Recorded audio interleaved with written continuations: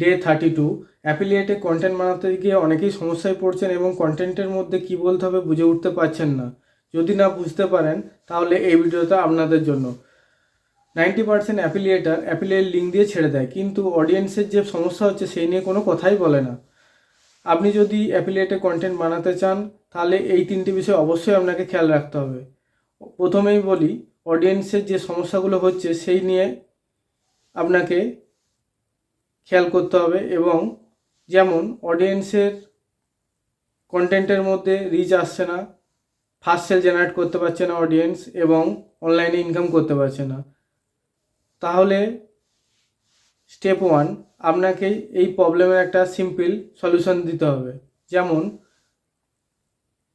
প্রথমে প্রতিদিন একটা করে রিল পোস্ট করতে হবে, এবং সেই রিলসের মধ্যে একটা স্ট্রং হুক থাকাটা প্রয়োজন এবং একটা ক্লিয়ার সিটিয়ে থাকা প্রয়োজন। 2 নম্বর হলো স্টেপ 2, সলিউশন। আমি এই সলিউশনটা যে প্রোডাক্ট বা টুলসের মাধ্যমে করেছি, এই কারণেই আমি আপনাদেরকে এই প্রোডাক্টটা আপনাদের কাছে প্রমোট করছি। 3 নম্বর হলো প্রোডাক্ট।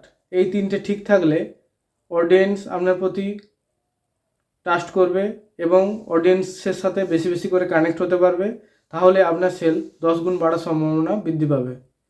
আপনি যদি রেডিমেড অ্যাফিলিয়েট কন্টেন্ট টেমপ্লেট চান, আমাকে কমেন্ট করতে পারেন কন্টেন্ট লিখে। Thank you.